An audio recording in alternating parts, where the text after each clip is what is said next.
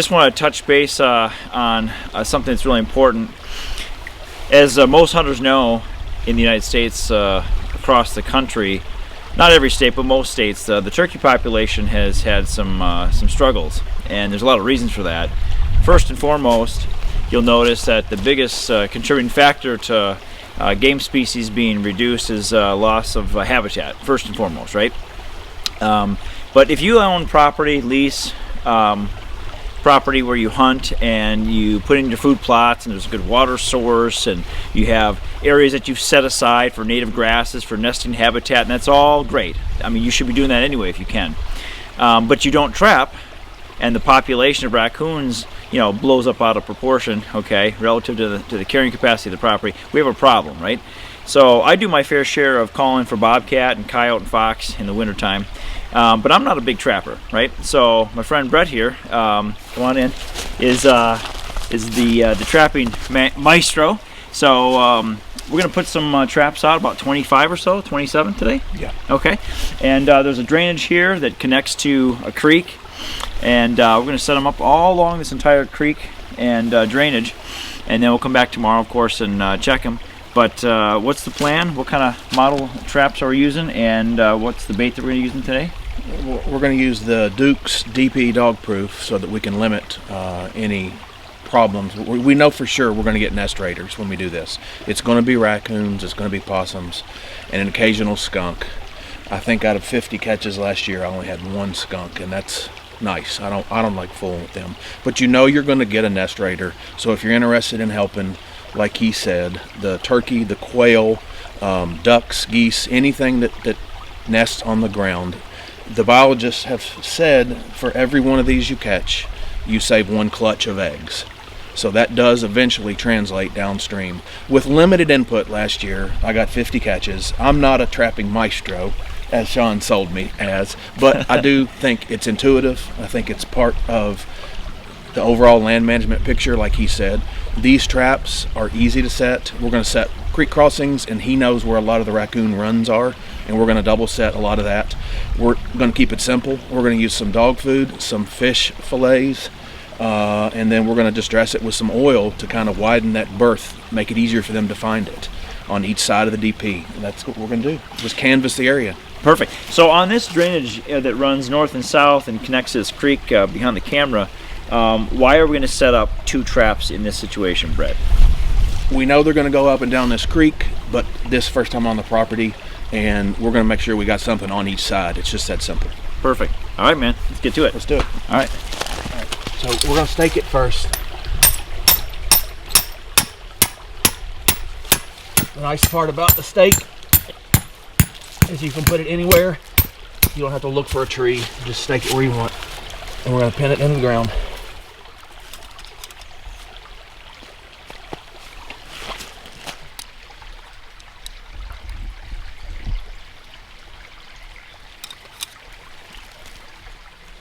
All right, so explain what you're doing with the dog food first, and then the fish, and then with the oil. The dog food goes in first because it'll get under the trigger real good, and that makes them spend a lot of time there, and you got a better chance of them tripping the trap.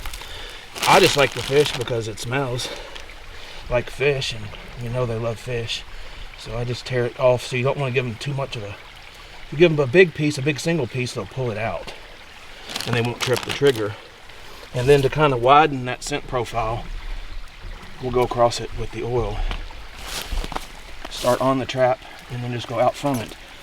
That gives them something to run into, and hopefully they find the oil and find the fish and trip it. So no, this is not a deer trail. This is a classic raccoon trail. And this trail goes from this patch of woods right here, and they just expose themselves in this little tiny opening between these two fields where it bottlenecks down and forms like an hourglass shape, and then there's a patch of cover behind the camera as well. And this raccoon trail right here is heavily used, 12 months out of the year. But Brett's going to put a trap on either end, and that way will be the most efficient.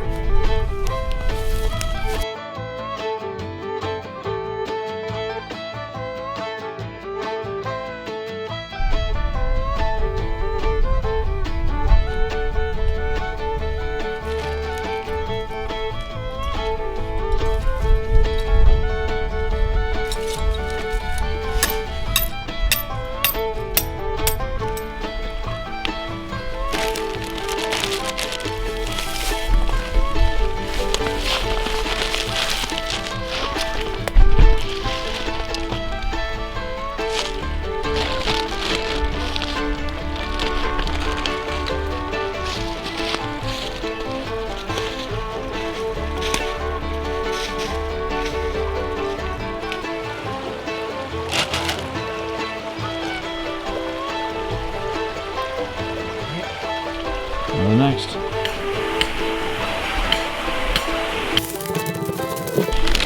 Culverts situated along drainage ditches are pretty much ideal for raccoon travel corridors. I mean, they travel along here like highways, don't they? What's the hope? Yeah, it looks good.